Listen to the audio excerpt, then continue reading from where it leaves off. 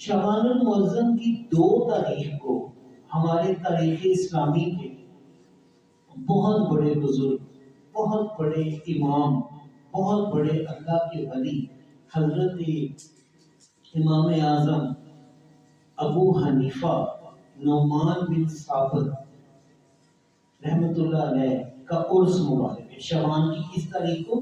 2 تاریخ کو آپ سرکار کا عرس مبارک ہے۔ اسی مناسبت سے ان کی بارگاہ میں چند واقعات، چند باتیں میں آپ سامعین کی گوش گزار کروں گا۔ دعا ہے کہ اللہ تبارک و تعالیٰ میرا سنانا، آپ لوگوں کا سننا اپنی بارگاہ میں قبول و منظور فرمائے۔ حضرت امام اعظم امام ابو حنیفہ یہ ان 4 بلند پایا ہستیوں میں سے ہیں، ان 4 آئمہ فقہ کے اندر سے ہیں کہ جن کی تعلیمات کے اوپر پورے دین اسلام کی جو تشریح اور انٹرپریٹیشن آج پوری دنیا کے اندر جہاں بھی ہے وہ ان 4 بزرگوں کی فقہی خدمات کی وجہ سے۔ ان میں سب سے جو بڑا مقام اور مرتبہ اللہ نے عطا فرمایا وہ حضرت امام اعظم امام اعظم ابو حنیفہ کو عطا فرمایا۔ امام مالک، امام شافعی، امام احمد بن حنبل اور امام اعظم ابو حنیفہ رحمۃ اللہ تعالیٰ، یہ 4 بزرگ ہیں جنہوں نے حضور صلی اللہ علیہ وسلم کے دین کی ایسی خدمت کی کہ آنے والی نسلوں کے لیے، قیامت تک کے لیے حضور کے فرامین کو، حضور کی احادیث کو، حضور کے جو صحابہ کے فرامین ہیں ان فرامین کی روشنی میں فقہ کے جو مسائل ہیں انہوں نے اپنی کتابوں کے اندر لکھ دیے اور آنے والی نسلوں کے لیے، قیامت تک کے مسلمانوں کے لیے ایک گائیڈ لائن انہوں نے مرتب کر دی۔ اس سارے مضمون کو سمجھنے کے لیے میں آپ کو ایک واقعہ حدیث سے سناتا ہوں۔ اس واقعے کو آپ نے غور سے سننا ہے، آپ کو سمجھ آئے گی کہ میں بات کرنا کیا چاہتا ہوں۔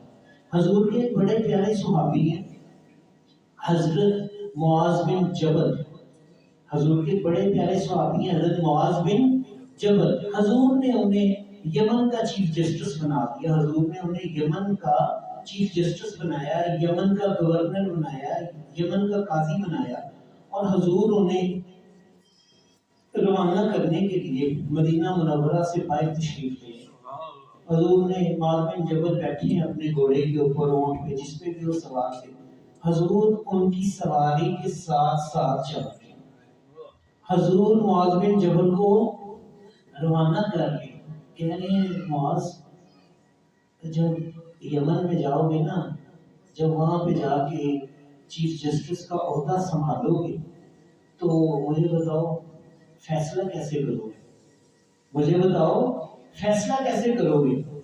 تو معاذ بن جبل کہتے ہیں یا رسول اللہ میں قرآن کے اندر سے کوئی مسئلہ اگر آئے گا تو میں قرآن کے اندر سے اس کو تلاش کروں گا۔ حضور نے فرمایا صحیح، زبردست۔ اچھا اگر معاذ اگر تجھے قرآن کے اندر اس مسئلے کا حل نہ ملے تو پھر کیا کرے گا؟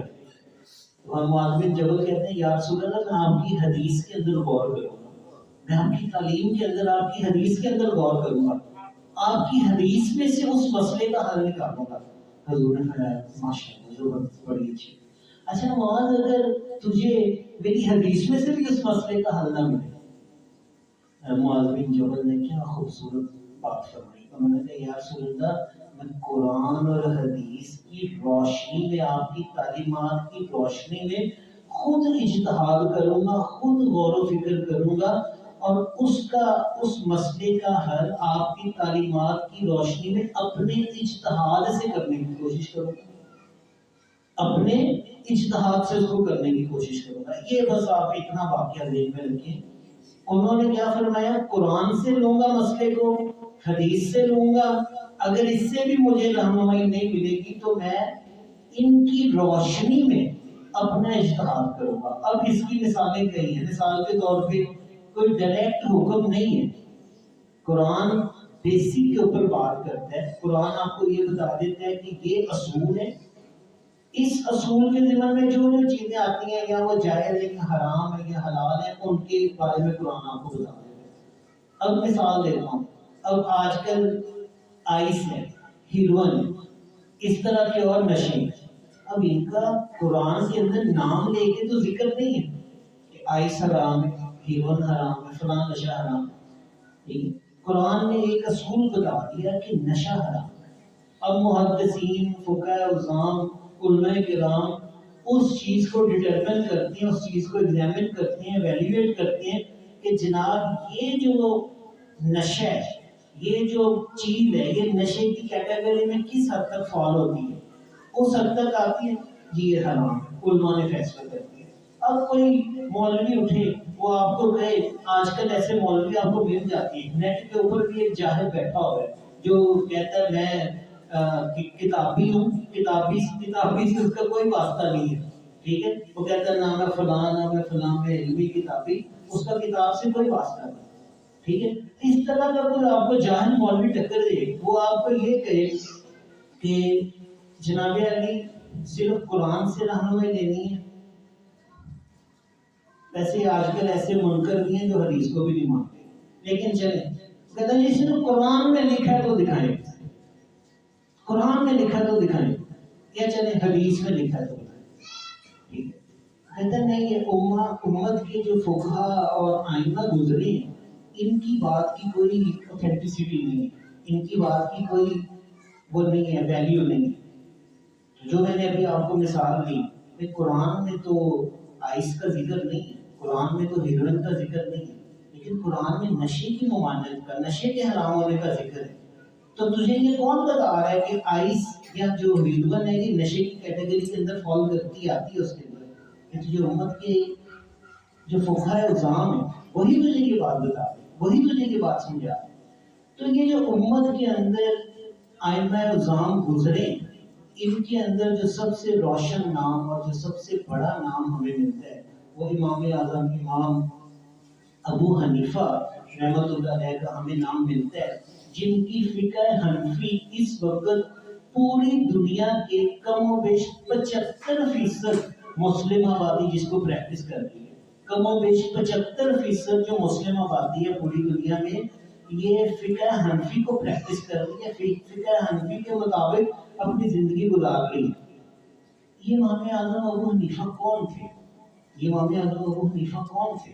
ان کے جو والد تھے نا حضرت ثابت، ان کو ایک دفعہ حضرت علی کرم اللہ تعالیٰ وجہ کریم کی بارگاہ میں لایا گیا، تب حضرت ثابت ابھی چھوٹے تھے، تو حضرت علی کرم اللہ تعالیٰ وجہ کریم نے حضرت ثابت کے لیے دعا کی کہ یا اللہ اس کی زندگی میں اور اس کے خاندان کی زندگی میں برکت عطا فرما، اس کی زندگی میں اس کے خاندان کے اندر برکت عطا فرما۔ اس امام، اس جو حضرت علی کرم اللہ وجہ کریم نے جو اس ثابت کے لیے دعا کی، اس کی نسل میں سے امام اعظم ابو حنیفہ پیدا ہوئے۔ اور امام اعظم ابو حنیفہ وہ ہیں، حضرت امام جلال الدین سیوطی رحمۃ اللہ علیہ فرماتے ہیں، وہ فرماتے ہیں کہ حضور نبی اکرم صلی اللہ علیہ وسلم کی حدیث شریف ہے، غالباً یہ مسلم شریف میں بھی ہے، بخاری شریف میں بھی ہے، اور طبرانی شریف کے اندر بھی یہ حدیث ہے۔ حضور نے فرمایا کہ اہل فارس میں سے ان قریب ایک شخص ایسا آنے والا ہے کہ اگر علم برج سریا کے اوپر بھی ہوگا، ستاروں کے اوپر بھی ہوگا علم، تو وہ شخص اس علم کو کھینچ کے زمین پہ گرے۔ امام جلال الدین سیوطی فرماتے ہیں کہ حضور صلی اللہ علیہ وسلم کی اس حدیث میں جو حضور کی مراد ہے وہ حضرت امام اعظم امام ابو حنیفہ رحمۃ اللہ علیہ وہ بزرگ اصلی۔ میں یہ بات کہتا ہوں کہ سیدنا غوث اعظم شیخ عبد القادر جیلانی رحمۃ اللہ علیہ کا واقعہ آپ لوگوں نے کئی مرتبہ میرے پیر و مرشد سے بھی سنا، میں نے بھی وہ واقعہ کئی مرتبہ دوستوں کو سنایا کہ ایک پادری حضور غوث پاک کی کرامت سے متاثر ہو کے کلمہ پڑھ لیا اس نے، کردستان کے علاقے کے اندر اس نے کیا پڑھ لیا؟ کلمہ پڑھ لیا، مسلمان ہو گیا۔ اور جب اس پادری نے کلمہ پڑھا اس کی پوری قوم نے بھی کلمہ پڑھ لیا۔ کچھ عرصہ گزرا، وہ پادری اپنے ایک بچے کو لے کے آیا، چھوٹا سا اس کا بچہ، وہ اپنے بچے کو غوث پاک سرکار کی بارگاہ میں لے آئے اور لا کے عرض کرتے ہیں حضور اس کے سر پہ ہاتھ رکھیں، اس کے لیے دعا کرتے ہیں۔ حضور غوث اعظم سیدنا شیخ عبد القادر جیلانی रहमतुल्लाह अलैह, उन्होंने उस बच्चे के सर पे हाथ रखा। ये बुजुर्गों से अपने बच्चों के सरों पे हाथ रखवाना ये औलिया की सुन्नत है। उन्होंने उसके सर पे हाथ रखा, उसके लिए दुआ की और फरमाया अल्लाह इस बच्चे के हाथ पे इस्लाम की बड़ी फतह रखी। तो गौस पाक सरकार ने उस बच्चे के लिए दुआ की, तो वो बच्चा आलम इस्लाम का सबसे बड़ा ग्रेट वॉरियर हीरो कौन? सुल्तान सलाहुद्दीन अय्यूबी बना। सुल्तान सलाहुद्दीन अय्यूबी जिसने बैतुल मक़दिस को सलीबियों से छुड़ाया, कौन बना? सुल्तान सलाहुद्दीन अय्यूबी। दुआ किसने की? हुजूर गौसे आलम सैयदना शेख अब्दुल कादिर जिलानी ने। और यार हुजूर गौस पाक सरकार एक बच्चे के लिए दुआ करें बरकत की, खैर और बरकत की, तो उसका जो मुकाम और मर्तबा है वो आलम इस्लाम का सबसे बड़ा जो हीरो वॉरियर और जंगजू बने, जो ईसाइयों से बैतुल मक़दिस को आजाद करा दे। तो जब गौस पाक के जो नाना है, जो गौस पाक के वालिद गिरामी है, जो मरजुल बहरैन हसन और हुसैन के चश्मे जहाँ से निकले, गौस पाक सरकार हसनी हुसैनी सैयद है ना, तो जहाँ से ये चश्मा निकला है उस अली करमुल्लाह ताला वजह करीम शेर खुदा, उसकी क्या शान होगी कि वो किसी के लिए खैर बरकत की दुआ करे। हुजूर ने फरमाया मैं इल्म का शहर और अली उसका दरवाजा। और यार जब इल्म के शहर का दरवाजा दुआ करता है तो इमाम आज़म अबू हनीफा पैदा ना हो तो कौन पैदा हो?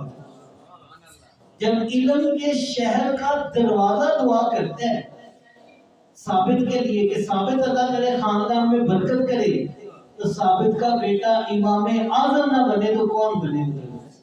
तो ये इमाम आज़म अबू हनीफा अलैहि रहमा की शान है।